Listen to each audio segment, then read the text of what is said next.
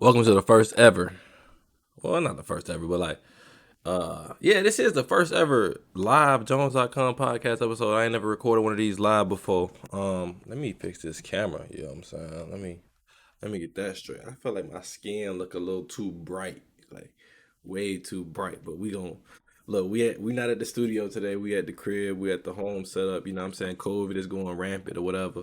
So before we get into this thing, if you listening to the audio version and you want to watch it live, we are recording this on twitch.tv at mrjones.com. Link will be in the description. If you watching this on Twitch, then you can also find this on YouTube at the Jones.com podcast. You can find it on Apple at the Jones.com podcast, and you can also find this on all other podcast platforms. So that means Anchor or Spotify, Google. I don't know why I'm acting like this is my first time recording, but yeah, what's up with y'all, man? How y'all doing?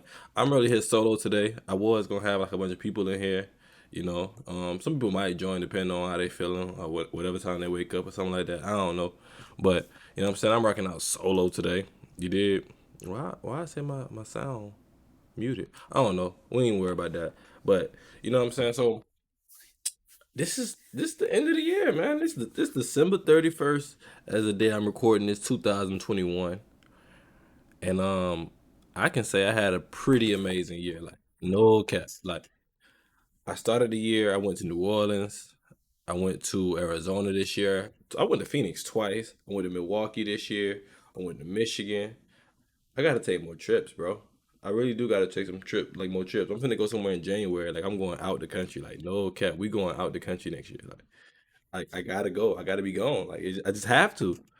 I've been in the house way too much over the past shit like 4 months. Like the last 4 months, you would think that it was a pandemic like last year. I mean, we still in the pandemic. Like COVID is ramping up, but like I'm talking about like the way everybody was at the house last year. That's how you would think I was in the past few months. Cause in October I got into an accident. So October, November, I'm just sitting at home. I'm not working. I think I recorded like one episode, but like I was really just going through physical therapy every single day. You know what I'm saying? And then last week I caught that motherfucker. I caught that COVID thing. You know what I'm saying? So I caught that last week. So um I pretty much barely like since I've been back at work every week. There's a reason I'm still being out. Like I barely been working the entire month of December. So um, yeah, I just been at the crib, just streaming, playing video games, and watching movies and whatnot.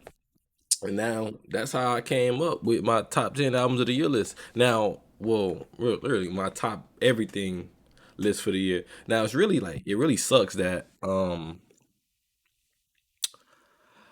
I watch more movies than I listen to albums because I don't really venture out like I used to. Because I used to venture out and listen to every single artist album, like legit no cap, like every single artist who would drop an album, no matter who it was, I'm listening to it.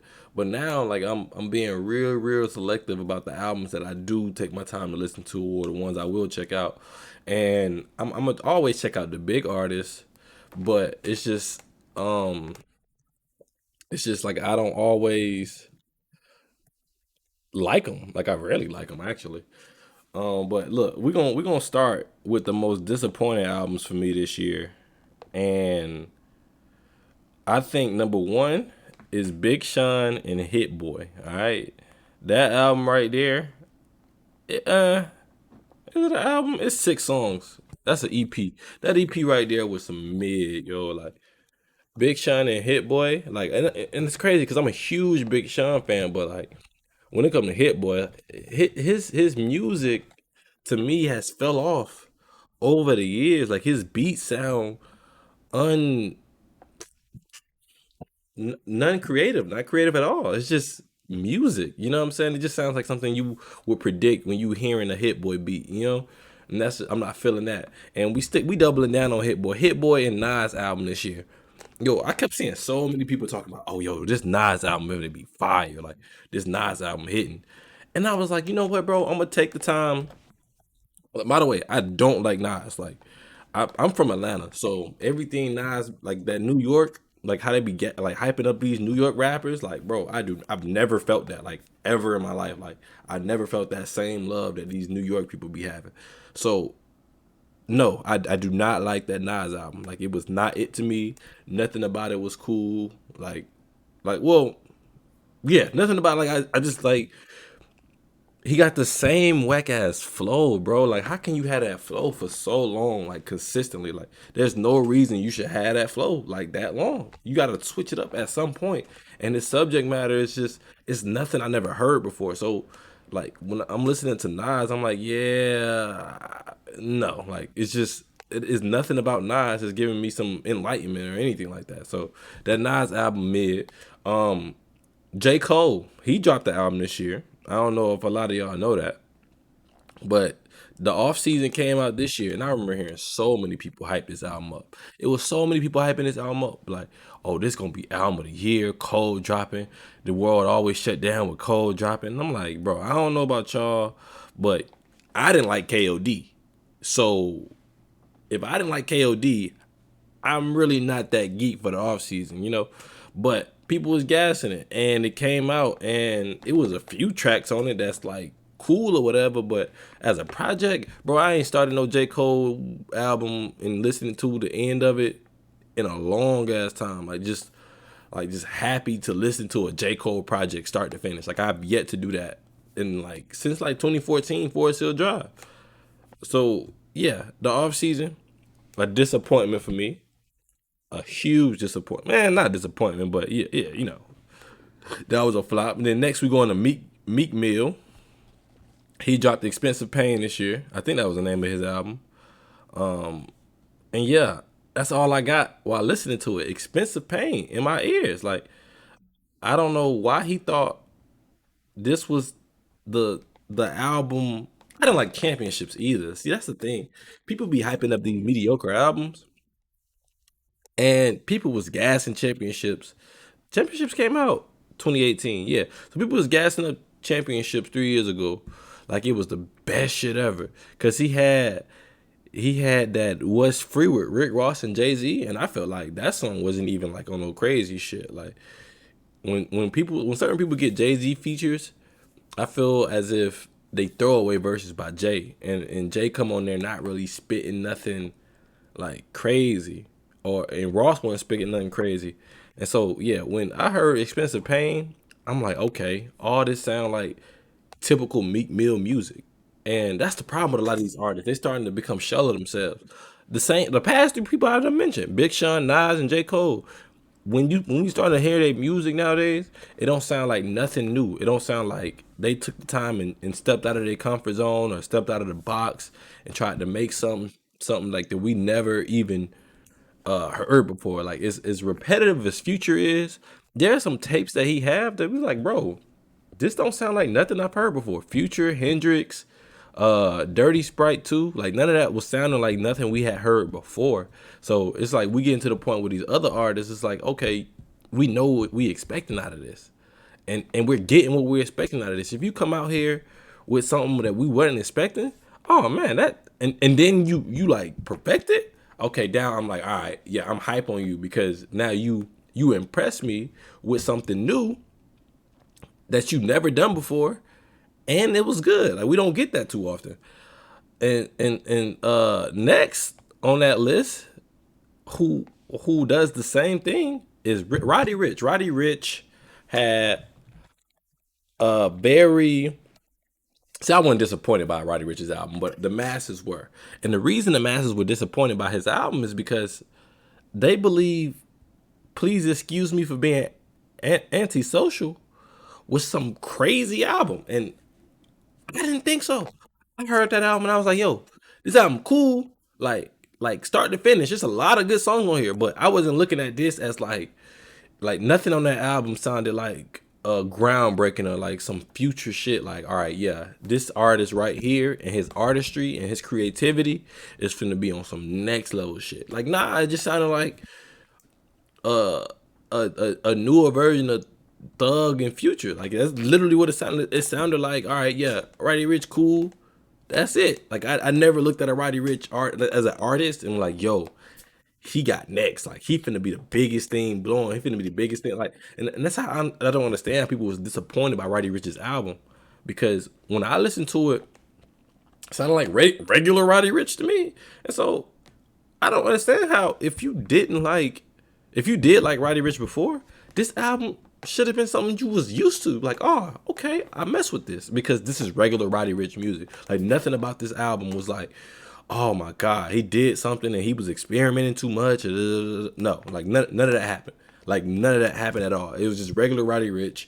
And if you like Roddy Ricch, that's good. If you don't like Roddy Ricch, that's bad. And I just thought he was some mid, so I thought the album was mid, and that's just my opinion. Now next, and I feel like this album, like this next album and artist, they have like a hit album every other album, and this was supposed to be the one that was a hit because the last album wasn't really it at all. Like the last album was slick trash, and that's Rick Ross. You know what I'm saying? He dropped Richer Than I Ever Been. It's been the most quiet rollout ever. Besides that single he had dropped. See, a lot of these older artists, they have these rollouts where they drop a single, and then the single's supposed to stick. If the single don't stick, they still might drop the album. So in my opinion, you're supposed to drop single after single after single after single after single, and just keep dropping singles until one sticks. Don't drop a single from an album, and if the single don't do well, you still gonna drop the album. That don't even make sense. But if you're an established artist like Rick Ross, I get how you could do that, but in reality, nah, you shouldn't be doing that. You should drop single after single after single until one stick, and then you drop another single after single after single to like two or three more stick. Now you got two songs on the album that people already know about. So when they listen to the album, they're like, oh, I know this song. I know this song. Man, Rick Ross dropped that one song that did nobody really care to go listen to. It was not getting no radio play.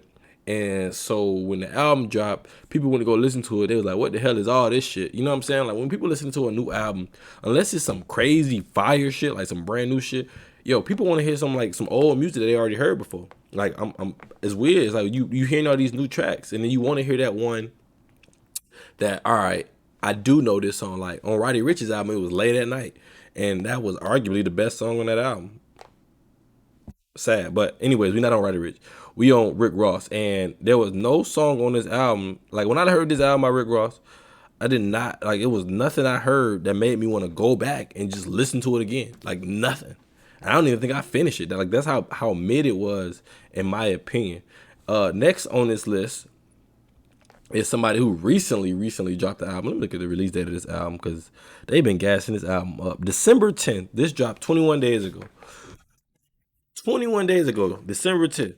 Alicia Keys, the Keys album. Now, her previous album before this was Alicia, so I guess she doing the Alicia then the Keys, like Future and Hendrix or whatever. I don't know. Very creative or whatever. But just like Alicia flop, Keys is flopping. Yo, when I tell you she did like a mean press run, she on Drink Champs. She on Breakfast Club. She on like every interview possible, talking about everything possible. You know what I'm saying? She on Twitter Spaces with Jay-Z. Jay-Z not even on the album, but she on Twitter Spaces with Jay-Z. She got Mike Will in the Twitter Spaces because she got Mike Will to produce the whole part two of the album, which is Slick Part One, but with Mike Will producing the beats. So like she went all in on this album, and she all the way flopped. Like no one cared about this album. Nobody cared. They saw the interviews, but no one was like, "Oh shoot, Alicia Keys got new music." No one knows a song off this joint. Now I listen to it because I like to listen to Alicia Keys albums, but bro, this was not it. Nothing about this album was it. This album was some like super mid, like super mid. I just don't understand how we got to this point where like our legends are falling off. But I guess that's how like I guess like if Raekwon dropped the album, I wouldn't care either. You know what I'm saying? I guess it's how it happened back then. Like for the '90s artists, like all the early 2000s, 50 Cent dropped the album, would not care. You know what I'm saying? So yeah, uh, Alicia Keys hold that L for one of the worst albums of the year. Next we got Certified Lover Boy, all right, by Drake. A lot of y'all probably knew this was coming. I'm not the biggest Drake fan on this podcast at all. I'm not the biggest Drake fan in the world. But this album right here, yo, what's crazy? I got hyped up for it. I ain't even gonna lie. I got hyped for this album. Reason being, Once and These was cool. I wasn't the biggest fan of it. Once and These was cool. What's Next was like hype. You know what I'm saying? Laugh Not Cry Later with Durk that he dropped last year. As I thought it was gonna be on this album. It wasn't. That was fire. And then like all the leaked versions of the album that kept dropping out. It was some fire on them leaks. Like I promise you, it's this song with Roddy Ricch that Drake got. It's called In the Cut. Ironically, it's not on either one of their albums, which both albums were trash, which is beyond me, right? So it's a song called In the Cut with Roddy Ricch. That song is fire. What you do right now, go on YouTube or SoundCloud, see if you can find In the Cut, bro. That song right there is better than everything on this list. Then Drake had he had that song with Smiley. Um Prada and Gucci don't go together. Louis and Dior, I swear I go better. Like that song, the money is just too advanced. The Beverly Tiffany stamp, no grip in my hand. I know that I came with a slide from left to right, but not, bro. Drake came on that bitch snapping, bro.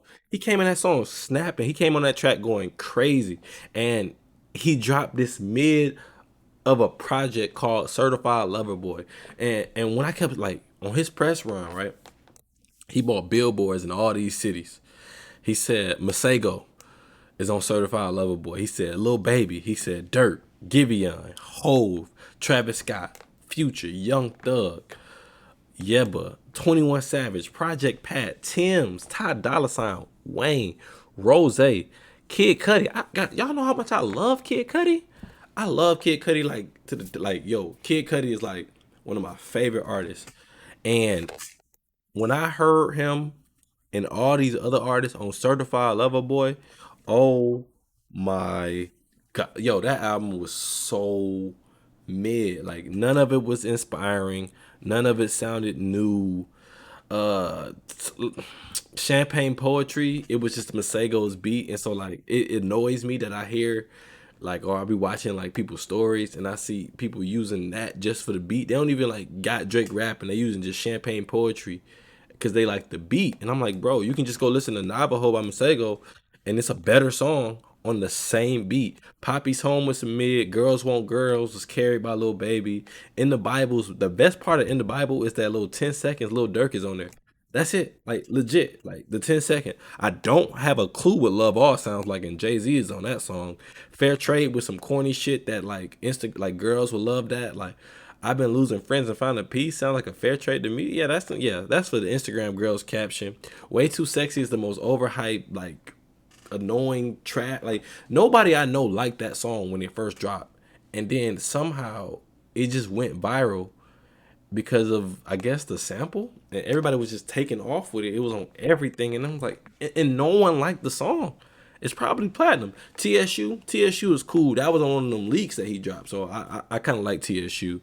Into Deep, I kind of like that song too. That song kind of cool. Pipe Down, don't know what that sound like. No Friends in the Industry is and Knife Talk, eh, it's alright. Like none like the further I get down, I really don't know how these songs sound. Like I legit don't because I heard them once. They weren't it. It's some songs I never finished. Like I just never really got to finish it at all. And that's just it is what it is. Oh, next album we got DJ Khaled with Khaled. All right, Khaled. Oh my God. DJ Khaled hyped this album up for about 2 years. Cause when was the last time he dropped? He dropped, yeah, 2 years ago. Cause he dropped Father of a Side, which was some mid. And I don't know why I keep being hype on these DJ Khaled albums. Major Key was such a good album to me that DJ Khaled has set this stamp in my head that okay, he's getting all the biggest artists. He has a chance to do some greatness, and he keeps coming out with these mid projects. Like the song with Lil Durk and Lil Baby. It I don't know how he does it, but it sounds like a DJ Khaled track. And the reason I say this is because Lil Durk and Baby dropped the tape together, and nothing on that tape sounds like that song. I remember when this album dropped, Big Paper was getting hyped up by Cardi B. That song is trash. Oh my god, the singles from this album was trash too. Those was by Drake. That Pop Star and that Grease, those two songs leaked like a long time ago. But oh my god, them songs was just awful to me.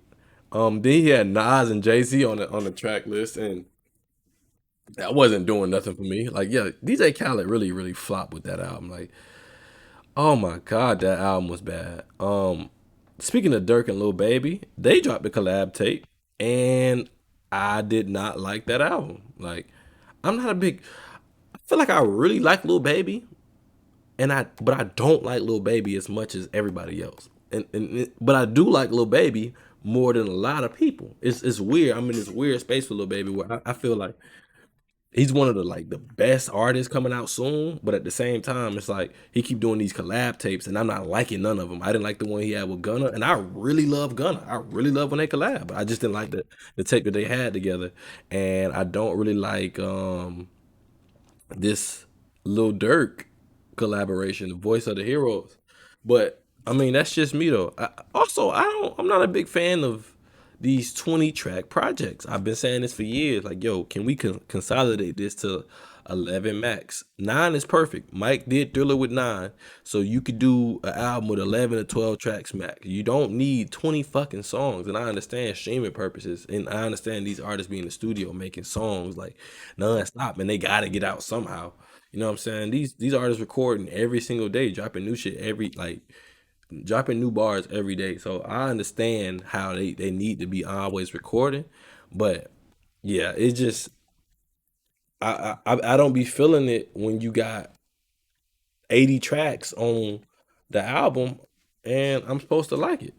That's just not it. I think that might be the last album on my list of mid that dropped this year. Um, I don't know anybody else who dropped the album. It was crazy. Like this whole part is like improvised. Like I've been doing this part off top. Everything else I have written down for today. But yeah, I think that was the last album that dropped for me that I thought that I listened to, shall I say? Because I ain't even listen to everybody album. Like I said, it's a lot of album I have not heard because I don't feel like I should be listening to an album by you. It's a lot of albums I haven't heard that is just not on my list. Yeah, that's it.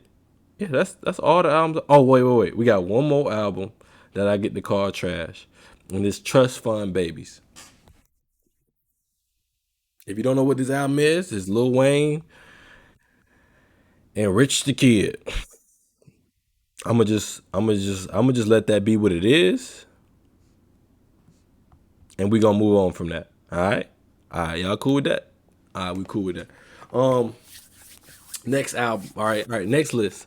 My favorite albums of the year. Now, like I said, I listened to a lot. I didn't listen to a lot of albums, but I thought the like half of the ones I did listen to were not that good. Had very little replayability. All right. Now, here are my favorite albums of the year. I was trying to make a top 10 list.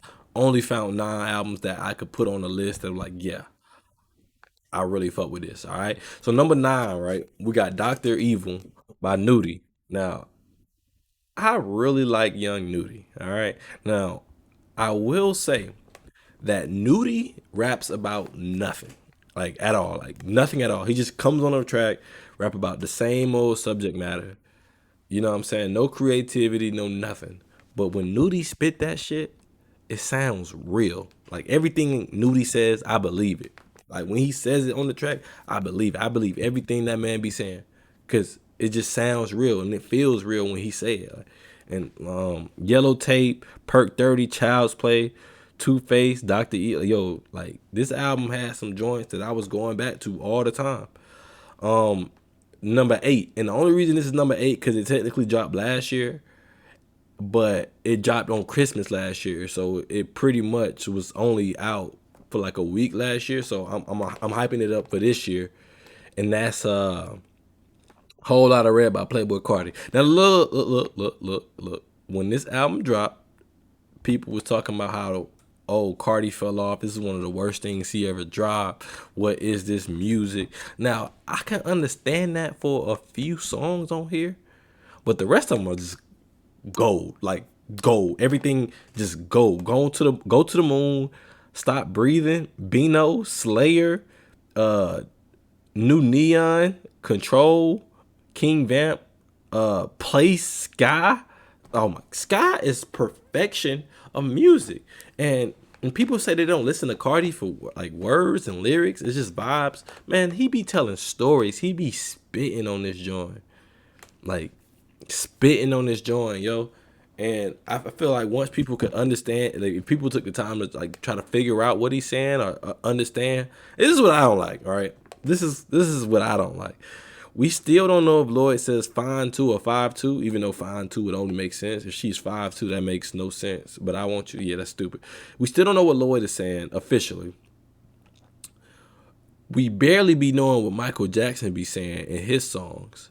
But Playboy, these new artists is where people be taking it to like the limit. We don't be knowing what a lot of these what we don't know what Prince says in a lot of songs, or just like a lot of older 80s artists, like the quality of the vocals wasn't as clear, and a lot of time they slur their words because they got their little accents or whatever. But now it's a problem when certain artists start to sound a little weird. It's real iffy to me. But yeah, Playboy Cardi, whole lot of red. We on there with it, man. I mess with that album a whole lot, and it would be in the top 5, but it technically came out last year. So yeah, we putting it at number 8. At number 7, we got Lil Nas X, Montero. Now, I don't know if y'all heard that album, but from start to finish, it's bangers on that album, like start to finish. And I wish he would connect with more artists that like outside of the pop space, because he kind of makes like rap country music. I guess it's popular, but he be rapping like it's more so rap music. And so if I felt like if he connected with more rappers or he just collab with more rappers, man, that album would, hey, Nas, hey, he had him on with that. And what was the one that was pop? Industry Baby and Call Me by Your Name. Yeah, them two doing digital. You know what I'm saying? Everybody thought he was gonna fall off after Old Town Road, and this is Slick his debut album too. This is debut album. He ain't dropped the album before. Before that it was EPs. So Montero making the number 7 spot. The number 6 spot we got the Melodic Blue by Baby Keem. Yeah, I don't know. Like at first when I heard this album, I was like, these beats, these beats are amazing. But then when I went back to hear it and I started to like just listen to it, this man, he can make some songs. Now he's right now he's in the boat right with me with like Travis Scott, where I don't really know I don't really know what he be rapping about, but it sound good. I'm gonna be honest. I don't know what Baby King be talking about on none of them tracks, but it be sounding good. So I'm putting that in there. I like that album. And then he got the song that's the single. Was Durag Activity? Nah, not that joint. Dang, he got hits. He got Family Ties, Durag Activity, and Range Brothers on this whole tape. But nah, that ain't the one. I'm talking about Lost Souls. Lost Souls. Like he dropped the remix with Brent Faiyez, and he come on that bit saying, all my niggas balling like I'm Rich Paul. I said, oh, yeah, he different. This boy different. You know what I'm saying? This boy is different. You know what I'm saying? Going to number 5, though. Number 5 album of the year for me is Life of a Don by Don Toliver. Yo, so 2 years ago, my homegirl, she was like, Don Toliver got next. And I was like, what? Don Toliver? Like, all his all his songs sound the same to me, but they be going crazy. They be going crazy. Flocky Flocky, what you need? Swinging on Westheimer? Oh my, yo, on a late night drive, turn on Swinging on Westheimer, bro. I promise you, gonna be feeling like that's some of the best shit ever. Outer Space, You, Crossfaded, 2 a.m., Company Parts. Yo, hey yo, Don Toliver, you got you one. You got you two. The first tape was good. Well, the last tape, I don't even know what your first tape was, but like Yeah, Donnie Womack was his first tape. I ain't even gonna count that. So yeah, Heaven and Hell was good too. Heaven and Hell had Euphoria, Cardigan, After Party, Had Enough, Spaceship. Yeah, yeah, Company. Yeah, hey, Don Toliver. He one of them ones, bro. See, the way I feel about Roddy Ricch on his first album is how I feel about Don Toliver. Like now, like I feel like Don Toliver has that space to just go to the next level as an artist. Roddy Ricch didn't have that. The box was only popular because we made it. We made it popular out of being petty to Justin Bieber and Ariana Grande. Like we wasn't thinking like, oh, the box is the most amazing song. Does Young Metro trust you? Yeah, bro. Young Metro gotta trust me. What you mean? I'm from Atlanta. What? Balenciaga. That's a fire ass like username. I don't even know how you claim that. Shouts out to you. Shouts out to you. Um. Then we got at the number 4 spot on the album of the year. We got Slime Language 2. Now, a lot of y'all didn't hear the first Slime Language. So I'm gonna let y'all know this. I did, alright? Cause I'm a big like Thug fan. So I heard the first Slime Language and I knew what songs not to listen to. So technically I did not hear that thing from start to finish. I promise you I did. I promise you I didn't. Because I knew what songs to skip. Because I knew who was already the bad YSL artist. So when it came to I like, what else? Walkstar, shoot, really be slime. Yeah, I reckless. Yeah, I already knew from the jump that them songs were not it. Now, the songs that were fire, we got Slatty, Ski, Diamonds Dancing, Solid, Came and Saw, Paid the Fine, Proud of You, Real, Warrior, Moon Man. Yo, Moon Man was so good to me, bro. Oh my god. I look, Moon Man is one of my top songs of the year. You know what I'm saying? I got a list for that, but I want to go ahead and break that out now. Moon Man was amazing. Warrior was amazing. Like Warrior, like when Key came on that, it reminded me of like the old Thug song Warrior, and the Thug song one is better. But you know what I'm saying? Like Big Sean came on this joint snapping. Umfunk was you know what I'm saying, making folks cry with real. Proud of You was with Uzi. Man, look, hey yo, that boy, they YSL, they got them one with that one. You know what I'm saying? I ain't gonna cap to you. They got them one with that one.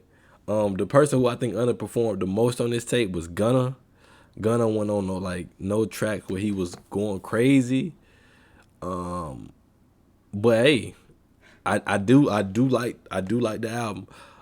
Stan the Young Thug boat number 3 on the list. We got Punk, and this album is crazy because a lot of like non-Young Thug fans actually did like this album. Like I remember when So Much Fun dropped, and I was going crazy on that album. I love that album like to death, and I actually do like it better than this one. But this like Punk was more cool and more chill, and it's like it's more feels in this album. Like it was a lot of songs that you could just feel. It gave it's almost like a sequel to Beautiful Thug Girls in my opinion, where it's a lot of singing, it's a lot of songs where it's just you just feeling vibes and R&B. You know what I'm saying? Thug showing why he's one of the best R&B artists in the game. He did that with Chris Brown. He did that with Beautiful Thugger Girls, and now he's doing it again with Punk. And he do come on here rap, but it's a lot of songs. He barely even on like he barely on Stress. He barely on Peeping Out the Window. Peeping Out the Window go crazy. Peeping Out the go play that song right now. Pause this if you ain't ever heard it and go listen to it like right now. I'm dead ass, and then come back and then just tell me you agree with me because I know you agree with me because that song was really like some of the best shit Future did this year. At the number 2 spot, we got Donda, Donda. Nah, I'm joking with y'all. The number 2 spot, we got Donda. Yeah, it was too many versions of this album because I went to all the listening parties. The album is way too long, and I feel like some songs can get like taken off because I promise you it's some I don't listen to. Like I just don't because I heard them at the listening party and I was like, all right, this cool, and I've heard them probably again. Like outside of listening parties, I probably never listened to this start to finish. But the songs that I do listen to, as in Jail, God Breathe, Off the Grid, Hurricane, Praise God, Jonah, Okay, Junior, Believe What I Say, Remote Control Part 2, Moon, and Pure Souls, yeah, all that fire. Like every single one of those, like straight fire. Jesus Lord Part Two, fire. Remote Control Part Two, fire. Like fire. Now the remote control from the second listening party is the best version of remote control, because Cudi had his ad libs in there, and there wasn't that little third part. Thug entire verses on there, because like he on the album version he kind of like cut up Thug verse and took some parts out and then added this little high ass sound to it. I don't really mess with it like that, but the song still fire to me. Like I still gonna like if I gonna play a track right now in my whip, I might throw on Remote Control Part Two or Pure Souls or something like that. Number one though, for the number one spot of what I think the best album of the year, which is crazy because it's not even my most played album of this year. But I still think from start to finish, this is the best album of the year. And it's only 16 tracks now. You know how I feel about the lesser the track. There's only 16. And I still think that's a lot. But compared to the fact that people been dropping 30 songs, Happy New Year, bro. Thank you, thank you, thank you. Happy New Year to you too. Yeah, the album I think that was like the best album of the year. Call Me If You Get Lost, hands down, no cap. Call Me If You Get Lost was like the best album by Tyler the Creator. If y'all don't know that album right there, he had 42 Doug on there. My bad, 42 Doug. I just found out it's 42, not 42. That's crazy. He had 42 Doug on there with he had Young Boy on there, and these artists are not people you expect to listen on a Tyler project. You know what I'm saying? He had Wayne on there. He had Tizo Touchdown. Damo was back. Brent was on there. You know what I'm saying? So, yo, Sweet, I Thought You Wanted to Dance is some of the best shit I ever heard in my life. That when I first heard that song, I said, "Oh yeah, top 50 songs ever." It's in there already. Just top 50 songs ever. Like out of every song that's ever been created, that's got to be in the top 50. I don't know where it's at. I might do an episode where I'm just breaking down my top 50 songs ever. But that song right there is in it, bro. It's this the best shit I've heard in so long. That song, bro. This album, Lumberjack. Then I don't know if y'all seen him perform it at I don't even know what event or festival that was, but he had performed it live. And watching it live and all the aesthetics for this album, I hope he perform it at the Grammys and show these niggas how you fucking perform. Show these people how you put videos together, how you put music together, how you work, you focus on sound. And Tyler drops every 2 years too.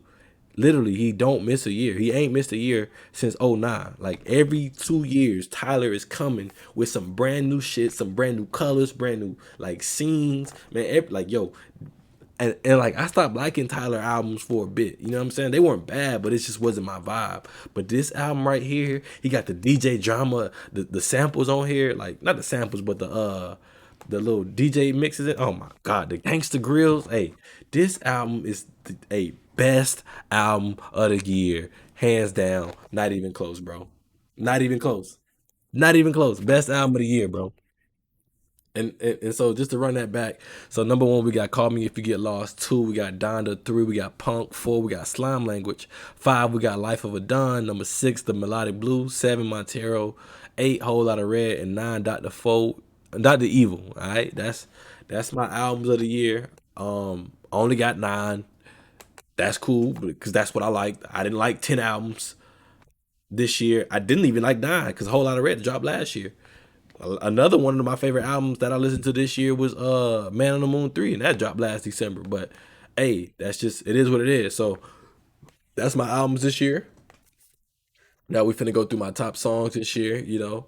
A lot of these are on those albums, a lot of these aren't on those albums. Now, I do realize that I don't be listening to the radio, like regular radio, that much anymore because I just I don't know. And I'm not a big club person. I don't have a TikTok, so I don't be like everything I find that like dope to me is 9 times out of 10 organic. Or I do have XM radio and I listen to OVO radio all the time. You know what I'm saying? So most of the time when I find songs, it's organic. It's like really nobody's putting me on to music like that because I'm not in the car with other people that often for them to play new tracks or anything like that. So everything I find It's I like to say once again is organic or things that I go out on my own and search for, or I heard them on OVO radio. Um, so my top songs of the year, and I feel like I'm missing one. Dang, if I can figure out the name of dang, it's UK song. I got into UK rap this year. Ironically, I ain't listened to none of their albums, but um, yeah, I got into UK rap this year, and that's how I realized that it ain't all bad. When you hear a lot of it, you start to distinguish what's dope, what's not. Um, ooh, I gotta put Y Pre on here then. Y Pre, when that drop by Million. Oh, that song is fire. All right, first song we got is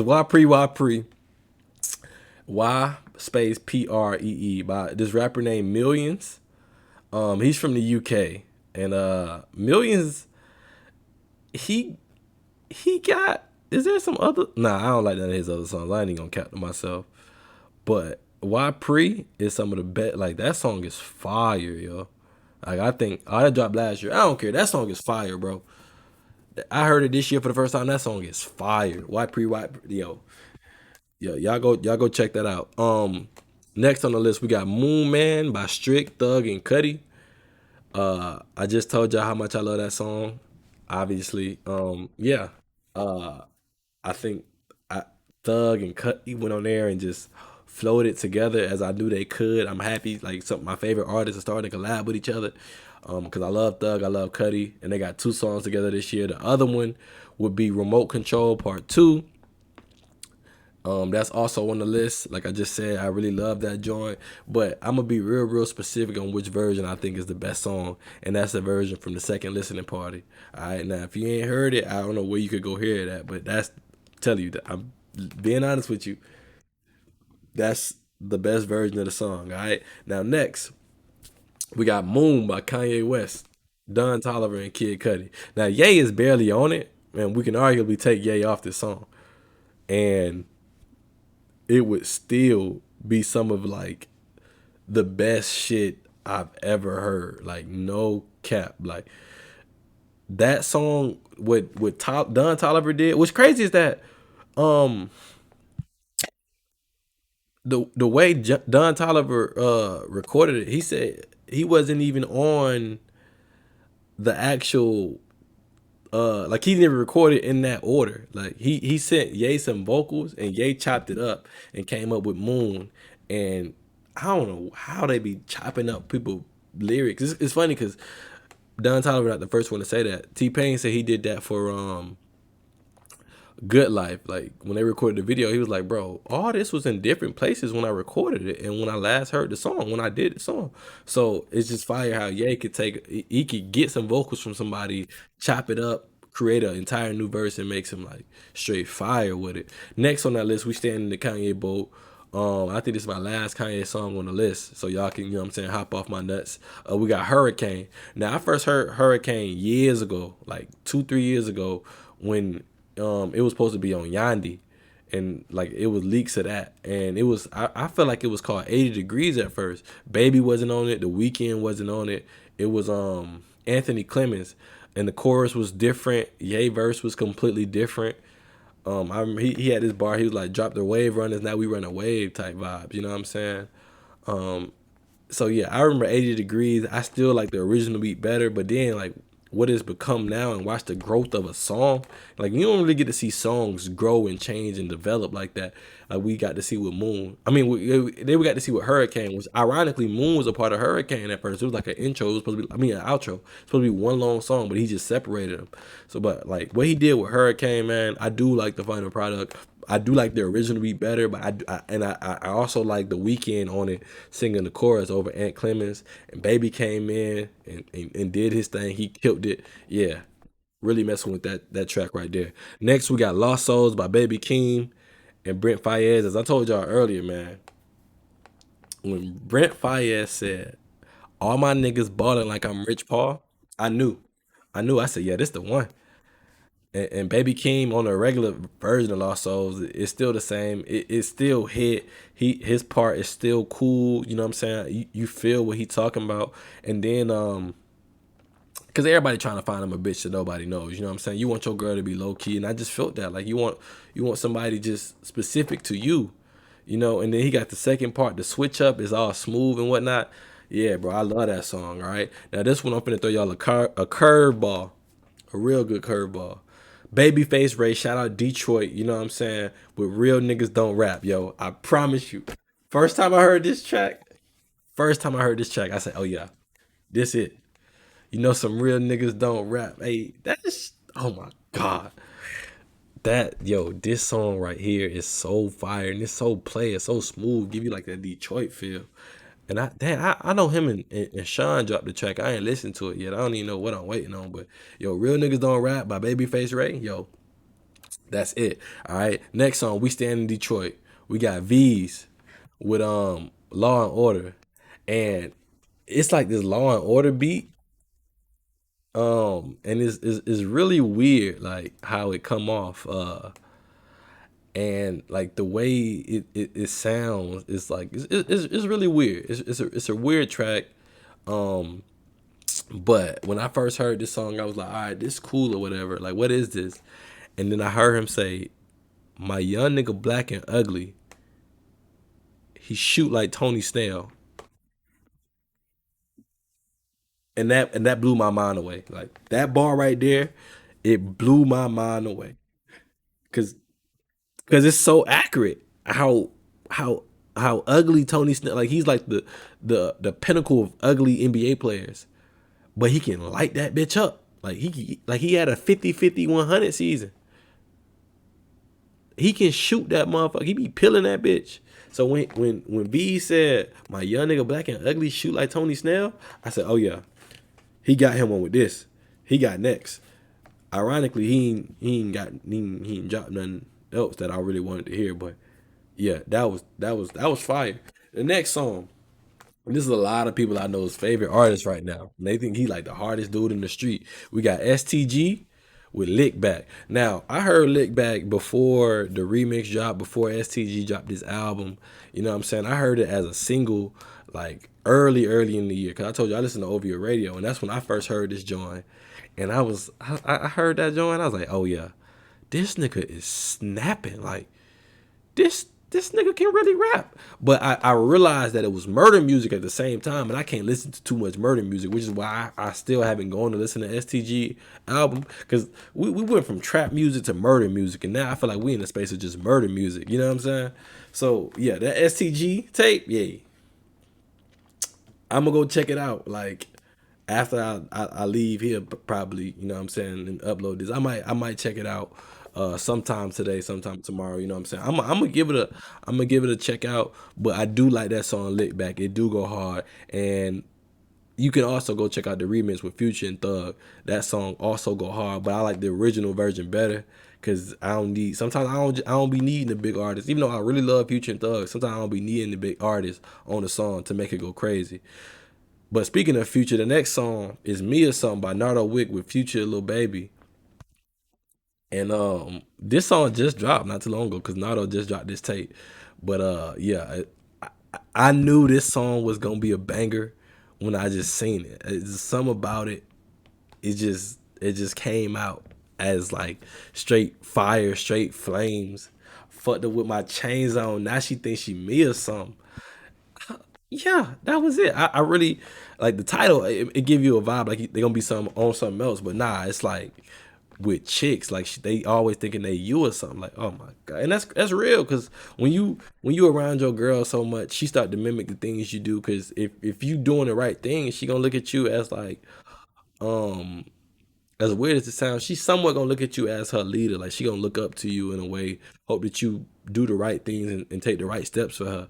And so she gonna start to copy and mimic your behavior because she think everything about you, not everything, but like the things that she like about you. So me or something is just really relatable, and it's also some real shit. Next song is Peeping Out the Window. All I see is a bunch of broke ass bitches trying to tell me I ain't popping, like I ain't hot no more. Well, listen to me closely. Bitch, I got a rollie. It's gold like a trophy. All of my kids straights, if you truly know me. Most of my dogs bossed up. Shout out Future on Peeping Out the Window, bro. Thug barely on that. Bslime barely on that. Like, they verse is cool, but Future really carry that shit, bro. He carried that shit. That's the first song by Future and Thug that I've liked in a minute, bro. Cause they be getting those songs and trolling, bro. I promise you. Superstar on slime language, yeah, bro. They troll on that one, bro. That what's the name of that track? Bro, way too sexy. They was trolling me on that, bro. I promise you, they was trolling me. Like they couldn't have been serious. I know they weren't serious. Uh, what's the other one?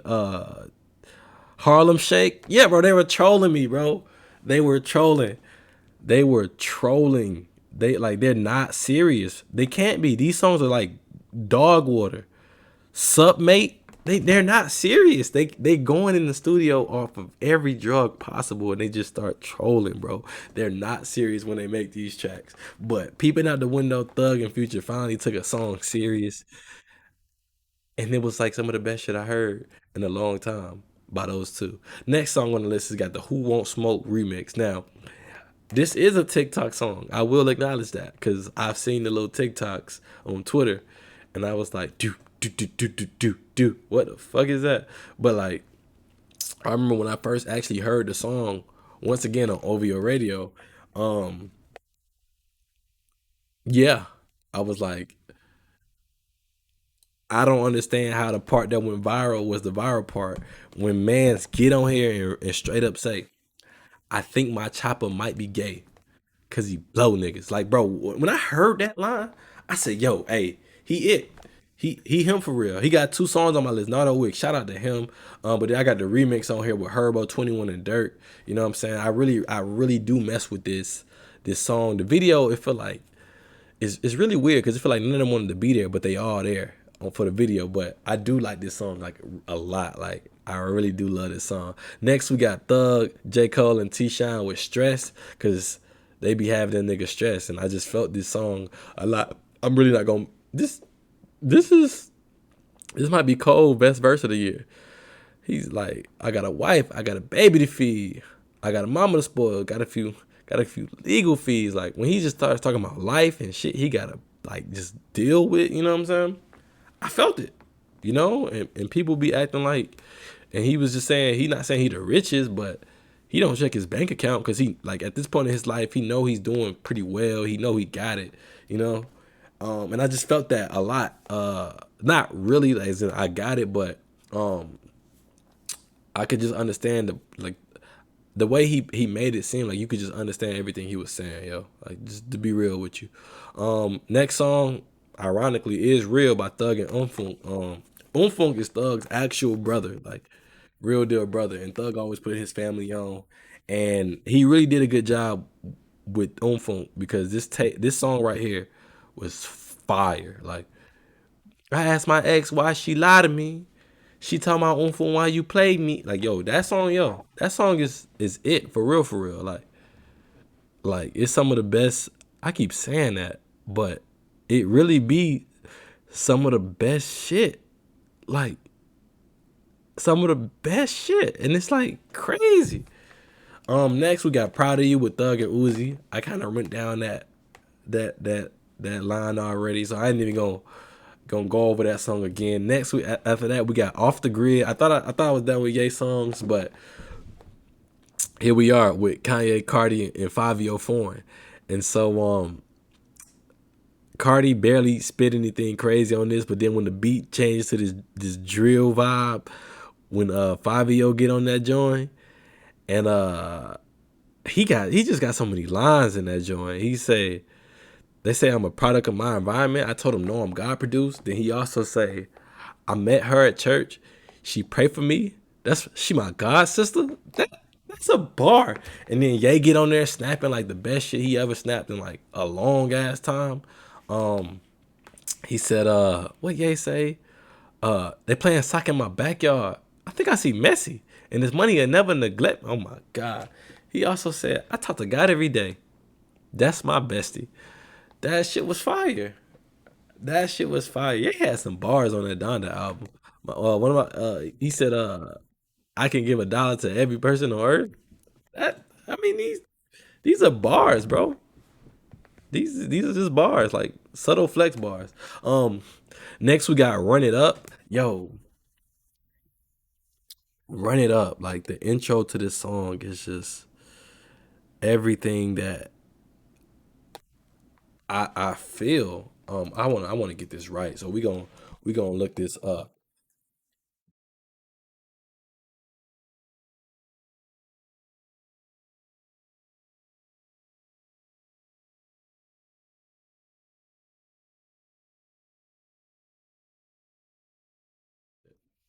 Oh my bad. Damn. I don't even know why I faded out at. But yeah, so we looking up the lyrics to Run It Up. And I know y'all about to feel this. He said, fuck you niggas talking about. See, as a kid, I felt alienated by niggas who look just like me. Niggas treat my nuance like it was a nuisance. So I was like, fuck them. I did my own shit. And now all that paid off. And all them niggas, they peaked in high school. I always had confidence. I ain't never been nervous. I ain't never had anxiety. I ain't never second guess myself. If I want it, I go get it. I'm always on go mode. I just go. I don't know what fear is. And you talk about that nigga, I'm him. I'm him. I'm that nigga. And like when I heard that, oh my god, like that's the intro of that song. And it build up and then DJ Drama comes in and start going off. And then like the song like kind of builds up and on some hype shit like bitch I'm running. And then like the chorus come in and then the beat drop like on some crazy. I'm gonna tell y'all this album is fire. Yo, like the beat drop on some crazy shit, and and then like and then the album just like the song just keep going. Like it just keeps going, and it's some great ass shit. Like no cap, like it's some great ass shit, bro. I promise you. Like this song right here. Yo, Run It Up, bro, by Tyler and Tizo Touchdown. Y'all go check that out. Y'all go run it up. Like for real, for real. I wish I could play it on stream. Um, but YouTube gonna copyright it or whatever, blah blah blah. Next is Sweet. I thought you wanted to dance, and as I explained to y'all earlier, I think this is like the best song of the year. It's not even close. Like it's not even close. There's a lot of good songs that came out. This is the best shit I heard all year, bro. The best shit I heard all year. Like no cap. And I'm sticking to it. It starts off. They should call you sugar. Like it's like a little cool song, right? Then it takes you on this journey, like this little trip for a second in the middle of the song, and it opens up and it's very very colorful. It's melodic. It's beautiful. And Tyler has this verse on it. Brent has a verse on it. Like yo, that song right there some of the best shit I ever heard in my life, bro. I'm telling you, bro. If you ain't heard "Sweet," I thought you wanted to dance. If you ain't heard the whole Tyler album, bro, please go do that, bro. But like, if you not a big Tyler fan, you can start with "Run It Up" and you can start with "Sweet." And I promise you, like, if you don't like those two songs, like as a human being, bro, I don't think you just enjoy music as a person. Like you just can't. Like that's how good them two songs are. Um, and the last song on my list of the top songs of the year, we got "Back in Blood" by Pooh Shiesty and Lil Durk. Now look. Do I even have to explain? Like, do I really even have to explain myself or why this is like the top song of the year? Like, well, not like the number one top song, but like why I have this on my list? Like, why this is one of my top songs of the year?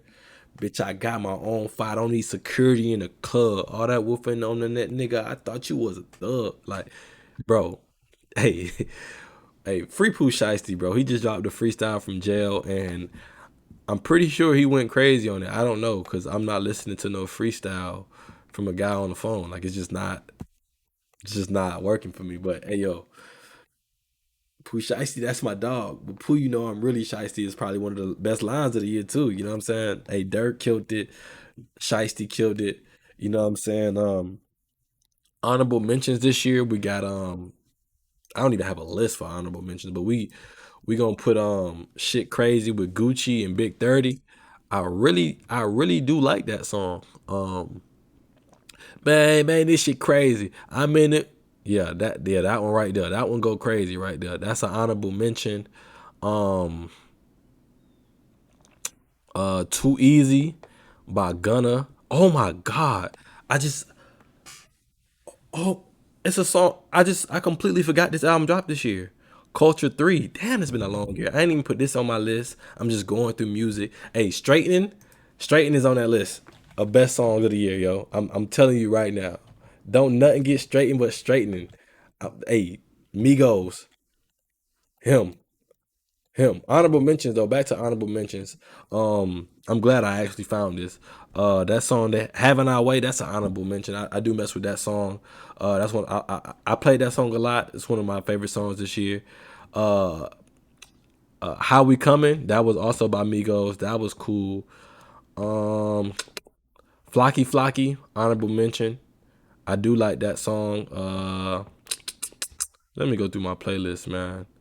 Cause like I do be liking tracks, but like not as much as the next person. And so what else is on my oh, Maybach is on my honorable mention list. I do like 42 Doug. He cool or whatever, but I don't really love him. But Maybach, I've been turning up for my city. Yeah, but it just kind of got played out for me, which is why I couldn't be on my best songs of the year list.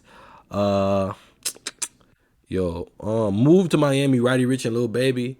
I don't think that song is crazy or nothing. I just do like the little instrumental they got on that joint. You know what I'm saying? That's gonna make my list the honorable mentions. And I think that's about it. Oh, wait. Where my boy Kodak at, man? Kodak dropped some fire this year. That Haitian boy Kodak, hey, yo, I remember when I played Z Look Jamaican for one of my homies for the first time, and he don't really listen to Kodak like that. Like he do, but not like on no crazy shit. Hey, Z Look Jamaican, the weekend, bro. Hey, that song right there is a banger, yo. That song, and then Dirty K, that song is fire. That new one, Super Gremlin, fire. Yo, shout out Kodak, bro. I really do like Kodak Black, and I really want this man to get his life together. But he from Florida, and there's nothing he can really do about it, you know. So yeah, we done with music now. We done with music on my list. We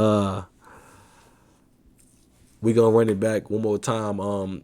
My top songs of the year, we got Moon Man, Moon, Hurricane, Lost Souls, Real Niggas Don't Rap, Law and Order, Lick Back, Me or Some, Peeping Out the Window, Who Won't Smoke Remix, Stress, Real, Proud of You, Off the Grid, Run It Up, Sweet slash I Thought You Wanted to Dance, Back in Blood, Remote Control Part 2, and Straighten. That's my favorite songs of the year. I do realize most of them come from the same artist, but that's what I listen to. Fuck you. Fuck you. All right. Next song. I mean, next category. This is my last category before I gotta get out of here. You know what I'm saying? Ironically, this is the movie category, and I gotta leave because I'm going to the movies. I'm going to see that new Kingsman, which I knew that movie was gonna flop, but because it dropped around Spider Man. Like, why would you drop an album around Spider Man? I mean, not an album, but a movie around Spider Man. Like, that's just dumb. So this is like my movies list. These are just movies I seen. I'm gonna tell you if I liked them a lot or if I thought the movie was mid or some dog water. All right. Um, I didn't want to rank my like top movies of the year. I just want to tell you what I've seen because that makes it easier for me to explain. Like that makes it easier for me and you to explain like to understand like my level of how I'm ranking movies and why I rank them the way I do. All right. So first things first. I got Don't Look Up on here, which recently came out on Netflix. If you haven't seen that, it's a movie with Leonardo DiCaprio, Jennifer Lawrence, Ariana Grande, Kid Cudi, Jonah Hill, Meryl Streep. Like, it's a lot of people in this movie, a lot of celebrities in this movie. Tyler Perry's in this movie, and I think the movie is actually really really good, and it's actually hilarious. It's about the end of the world, a meteor coming to destroy Earth, and how like people would react to it, and how like what we would do to stop it.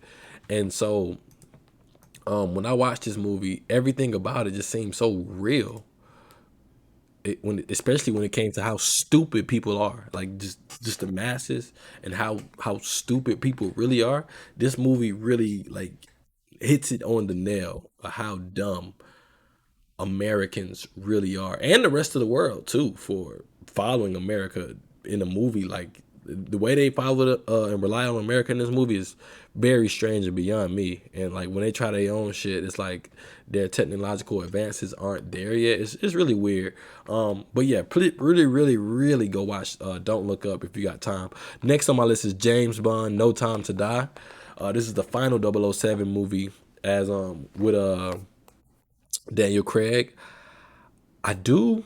I did enjoy this movie as a final send off because I recently started watching some of the other Daniel Craig movies, and it was this one. Oh my god, I can't remember what it was, but it was more cut scenes than the. It was more cuts in one scene than the Catwoman basketball scene, and I hate when I see like movies cutting so much, especially dang it, I messed up my do rag, especially when we I'm watching it in like 60 frames per second now because I got like a nicer TV. So I'm watching this movie in higher frames and I'm seeing everything a lot quicker and I'm seeing all these frames and these cuts and it's giving me a freaking headache. So No Time to Die, hate to spoil it. Oh man, James Bond died in this joint. It was really known. They replaced 007, and people was hating like, oh, it can't be another 007. It can't be black. It can't be a woman. It was like, nah, like 007 is just a number assigned to the agent James Bond. Anybody can be 007. Not anybody can be James Bond if that makes sense. Like when they want to do a black James Bond, I was like, I'm not for it. Just give us a brand new character. So now we have a 007 who's a black woman. Hopefully they continue the story with her and like we can see some dope shit. I don't know. I'm gonna still go watch them. Next on the list, I got Spider-Man No Way Home, which I'm pretty sure all of you have seen at this point because you had to or not, it would have been spoiled for you.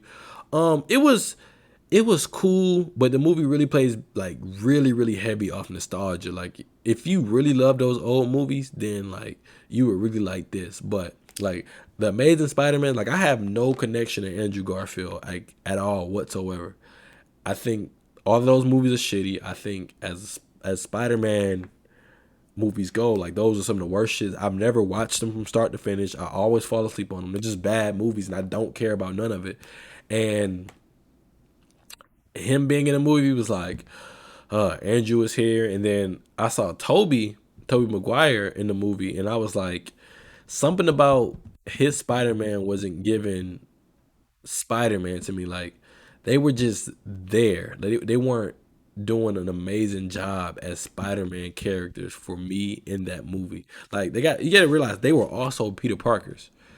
And they had their own movies and own personality and characters, and it's like I feel like they were just there to put on suits and have a few lines. I feel like their intermission wasn't that great. The villains did a much better job, especially Doc Ock and William Dafoe as Green Goblin.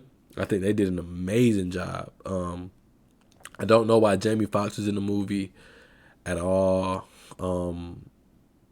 whatsoever. I would have preferred Rhino or the Hobgoblin like Harry Osborn in there or something. Like I just would have preferred anybody besides Jamie Foxx because Electro was a trash villain before, and he didn't know Spider Man's identity, so there was no reason for him to be here. But they just wanted him in the movie, and then he wasn't even blue anymore because he just told Marvel he wasn't being blue or he's not coming back. Just like simple shit like that. So the movie was cool though. I did enjoy it, but it wasn't like no crazy shit like everybody was talking. But it was better than this next movie, which is Eternals, which is just a shit show of a storytelling. Look, the first like 30 minutes of this movie, I'm like confused as fuck because I'm like, bro, what is going on? Who are these people? Why are people dying?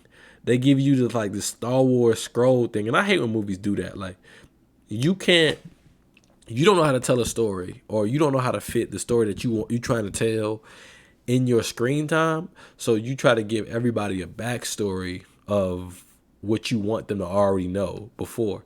But like when you do that, you're just hoping that someone like everybody like can read that fast and they can comprehend everything that you're saying in this beginning opening scene. Like I can't do it, but it's just not my preference when it comes to opening up a movie.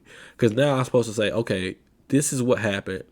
these are these characters, but who the hell are like still it's like who the hell are these Eternals? Like I still don't know who they are. The last battle was just weird. Like the Asian dude just left like out of nowhere. Um, but this post credit scene was just fire, and it's like a great way to open up the MCU to a new universe. Same with the next movie, which is Shang-Chi. I wanted to get these Marvel movies out the way real quick. Shang-Chi, amazing, excellent. Like the choreographer was the choreographer from the original Matrix movie. The combat was excellent.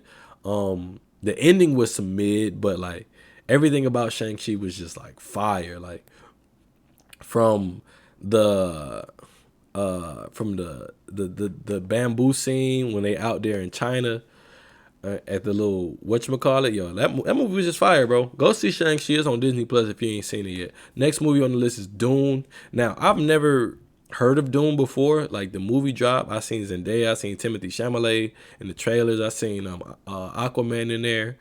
And so I'm like, all right, this might be cool. So the first time I tried watching it, I fell asleep. I was tired or whatever because it started off a little dry.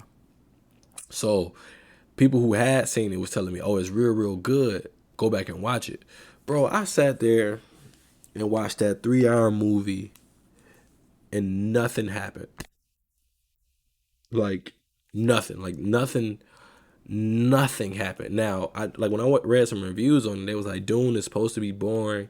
It's only part one, so part two is coming soon, or whatever. But I'm like, yo, it was 3 hours of nothingness, yo, like just straight nothingness. And I'm like, bro, how can we do this, yo?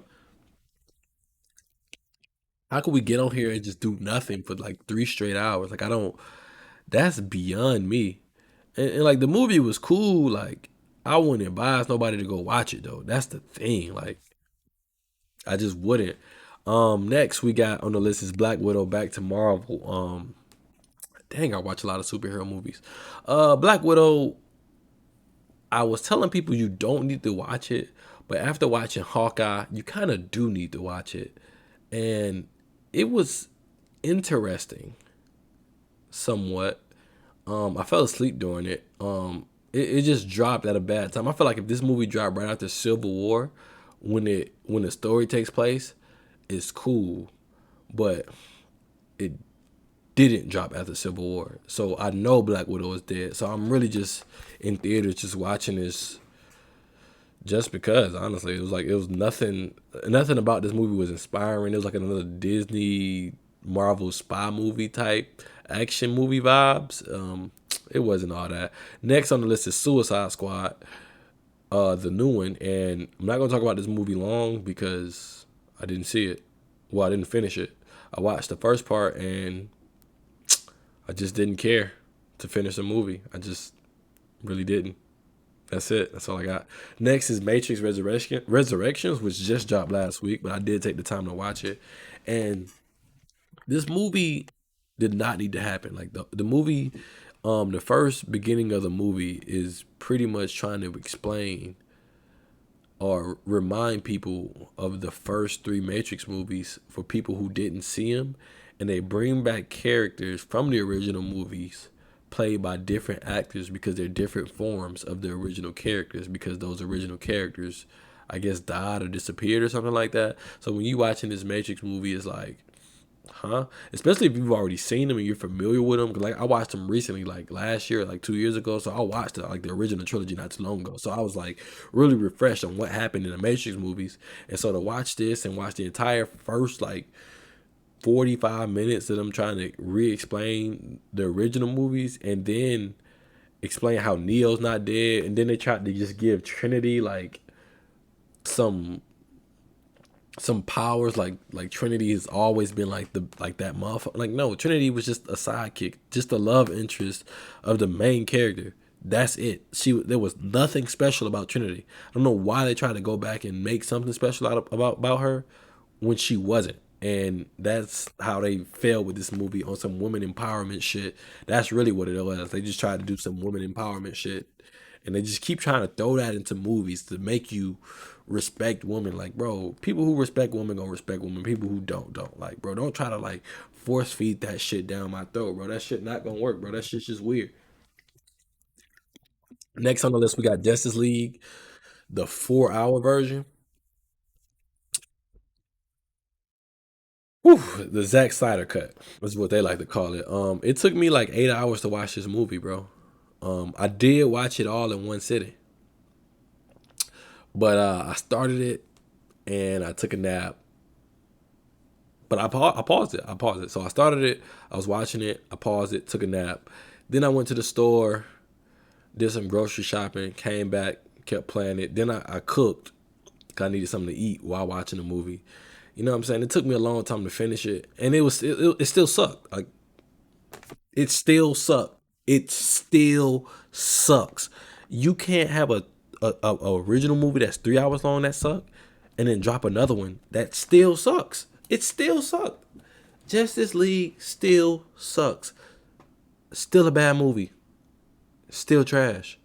DCU still trash. Stop trying to like come out with these different cuts of movies that were trash. Oh my. Anyways, next, The Harder They Fall. Fire. Like that's how you do a western. It's all black people. Quentin Tarantino has to be cringing because there was like no N word said. It was Idris Elba in it. Oh, let me look at this cast because I love this cast. I think it was Regina. Nah, the harder they fall. I don't even want to mess it up. Idris, yeah, Regina King was in it. Zazie Beetz, the chick from Atlanta. Jonathan Majors was in the movie. Lakeith Stanfield. Yo, this movie was fire from start to finish. Yo, like start to finish, this movie was fire. And then I like the manipulation at the end when he gonna say, "Oh, you worse than me because I couldn't kill my brother." Like, dog, you killed my whole parents. What is you talking about, bro? Shut up. Like, bro, I don't care about nothing you talking about. You killed my dad and my mama in my face.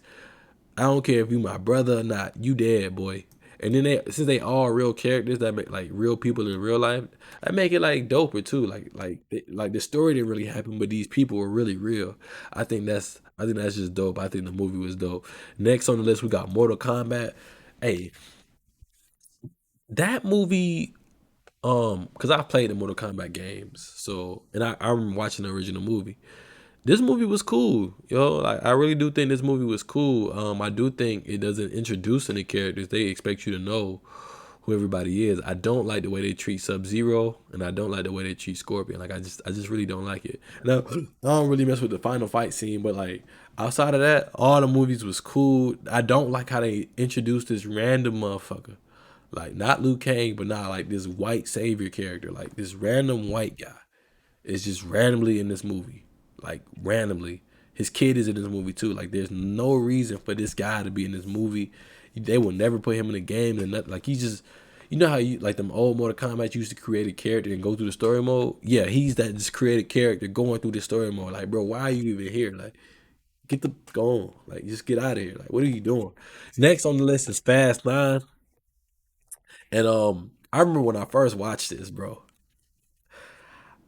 I, I came out of that theater like, yo, that was some of the most amazing shit I ever seen in my life. Like they keep taking stunts and cars to a new level. They went to space on this shit. They were doing shit that I didn't even know was possible. Fast Nine, bro. Hey, they really did the damn thing with this one, bro. This movie was amazing. Sad to say that the news just came out that there won't be another one with The Rock in it. And I think they said the next one may be the last one. And 10 Fast and Furious movies is crazy. Like, crazy. They already did Hobbs and Shaw, a spinoff of it, which was unnecessarily decent. But, yo, that movie was crazy. Like, that movie was fire. And I can't wait to Fast 10. They already recording it, I believe. I don't know. Are they supposed to start soon? I don't know. I really did like Fast 9, though. And they started to acknowledge how, like, the things they've been doing is unrealistic. Like they acknowledge that in the movie, like they how they supposed to been died. Like they've jumped buildings in these movies. Like, bro, what do you like? You know what I'm saying? This is crazy. So, yeah. Next movie on the list we got Coming to America 2. A lot of people was very very disappointed in this movie, but me I wasn't because once again, what were you expecting? It's somewhat like the same story in a way, but like the way they portrayed like Black Americans in New York. It was like people were just disappointed with this movie. I thought it was cool for what I was expecting because I had low expectations for it, and it was a lot of callbacks to the original version that was still kind of funny and whatever. So I mess with the movies. I wish his daughters would have became queen or whatever, not his bastard child. But hey, I just mess with the movie. Next we got Vacation Friends. Now, a lot of y'all probably didn't see this. This is a Hulu exclusive, if I'm not mistaken. This had John Cena, Meredith Hagner, Lil Rel, and Yvonne Ori in this movie. It's also had Keem Batch, and I this is my first time seeing what this man looked like and like knowing his face. Okay, that's King. Interesting. But yeah, like this movie was cool. Like it was some cool, it's a cool little vibe. Like it's something cool to just watch when you just bored and you want to throw on a movie that's funny. Yeah. Go watch Vacation Friends. This movie is like bro, this movie is funny though. I ain't even gonna cap. Next on the list, we got Home Sweet Home Alone, which is the new Home Alone movie, which ironically takes place in the same exact universe as the original Home Alone movies. Because Macaulay Culkin's brother Kevin, no, he was Kevin. His older brother in the movie is now like a cop. In this new Home Alone, so they take place in the same universe, and it's still like parents go overseas, leave the kid home alone. But this is the first one that puts it into perspective of why the kid is or why they trying to steal from the kid or like go break into the kid home. Like this was the first time they put something in perspective, and this one was like it was real interesting. And it was actually entertaining, more entertaining than Home Alone 3. That movie is just trash. But I did mess with it. I think if I was like a kid still, I could enjoy this movie a lot.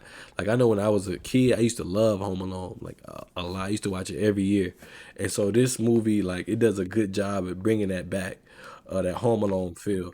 Next movie on the list, we got Godzilla versus Kong. That also dropped this year. Dang, it's been a long ass year. Um, that's one of the dumbest movie I watched this year. Like one of the dumbest movies I've watched this year. But I wasn't disappointed because that's what I expected. Like I think people got to stop expecting these good ass stories from movies like Godzilla versus Kong. Because a writer's job in that movie is to somehow find a way to make Godzilla fight King Kong, and there's no way to like make that make sense. There's no way possible to make a movie like that make sense story wise. So I think what they did was decent enough, and then like them fighting was cool, but like them fighting the giant robot teaming up to fight a robot monster, it was like eh. But King Kong got his ass beat by Godzilla though. Like I ain't never seen no Godzilla movie, and I ain't seen King Kong since the original because I have zero interest in watching either one of those movies. But I did watch this because I don't know why I watched it. But yeah, it was cool.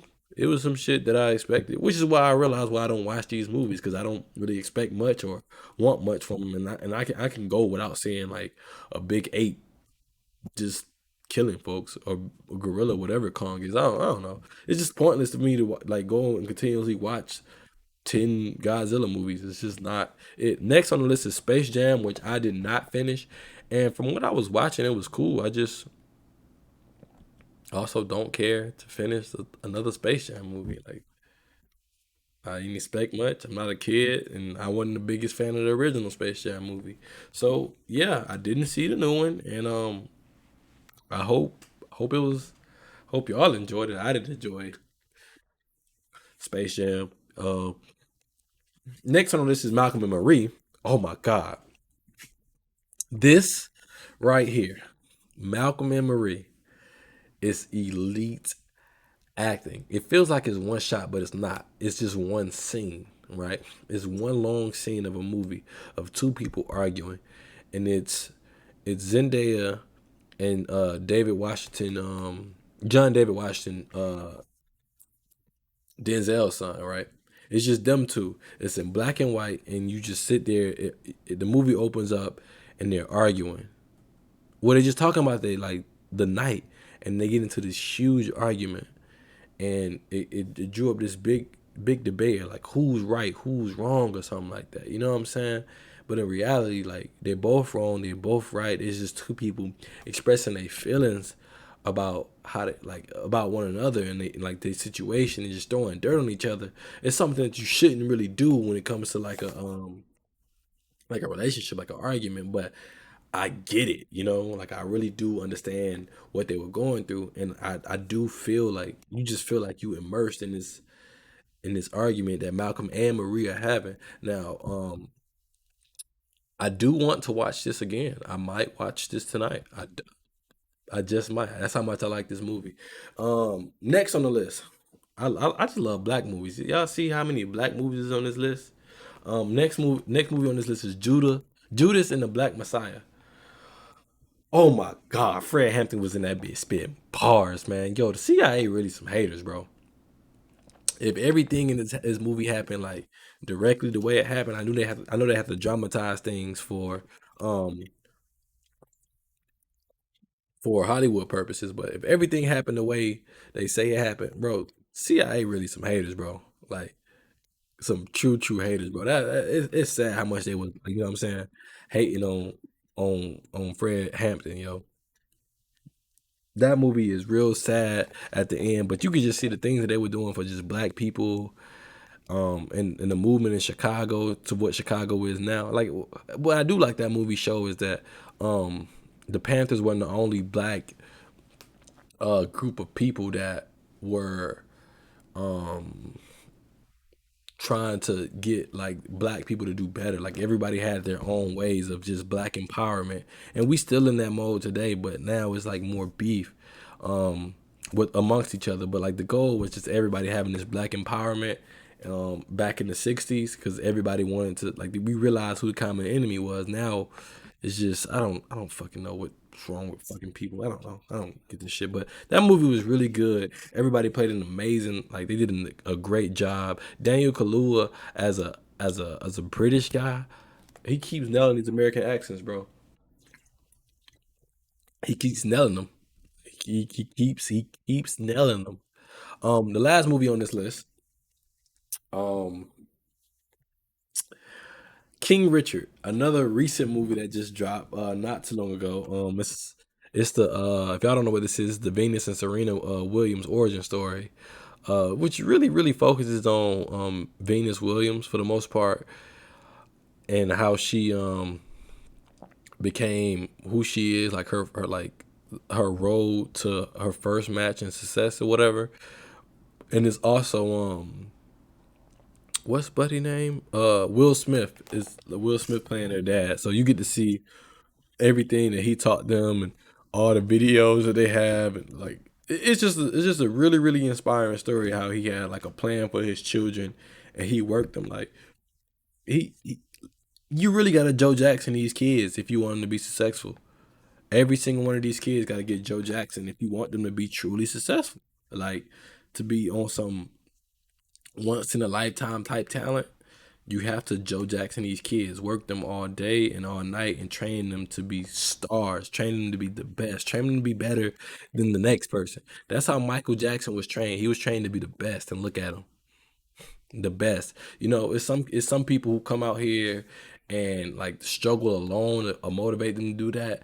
But when you got the struggle plus that day in day out grinding training from like age 4, man, come on, it's not even close. Like you gonna be a star. It's just bound to happen. It's just bound to happen because you got somebody who believes in you so much. They teach you to believe in yourself that much. You putting that confidence in yourself, and so that's what Will Smith was able to do in that movie. Really, King Richard. I don't know if his name is yeah, Richard Williams. Yeah, he was able to do that. Like he was able to instill this type of confidence in his kids, and then he made everybody else believe in his kids that they were just that good.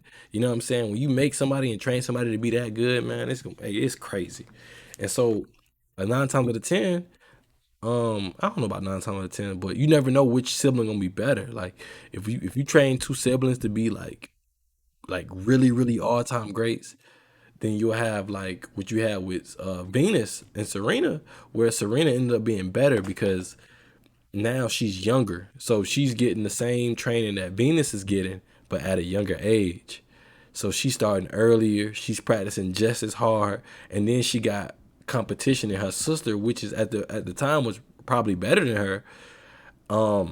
Her sister, she's playing her sister every day, getting better and better and better. So now when she's playing these other people, man, there's no competition, bro. There's no competition. So yeah, King Richard is the last movie on my list. Uh, if I was recording this a little later, I would throw the Kingsman on this list because I am going to see the Kingsman today. Hopefully that's a good movie. I don't know. I don't know. They released the Kingsman at a bad time to the point where the theater I'm going to only got one showing of it, man. But yeah, man, if you made it to this point in the podcast, bro, I want y'all to thanks for rocking out with me. Jonesdotcome 2021, man. 2022, we on the bigger and better things, yo. The goal is probably to have 52 episodes. Maybe not because I may go on vacation a few times. You get what I'm saying? This year I did go on vacation a lot, but it really was because I got into an accident, so I had to take a break mentally and focus on some other things. But yeah, next year the goal is to be bigger and better, have a lot more guests on. Once again, I do like guests, more visuals. We're gonna be live on Twitch a lot, man, a lot. So, once again, if you ain't ever been to the Twitch, man, twitch.com/MrJones.com. Link will be in the description. If you listening to the audio version, you can also go to YouTube. Um, and go to the Jones.com podcast and type that in on YouTube. We'll be on YouTube. Every single episode is on YouTube. Every single episode is also on all streaming platforms, as in Apple Podcasts, Google Podcasts, Anchor, Spotify, Pocket Cast. Everything that takes podcasts, bro, we there, bro. I'm just trying to be in many spaces. We got the merch coming next year. Hopefully, man. I just hope everybody tune in. And if you made it this far, thanks for rocking out with the Jones.com podcast, man. We are out of here.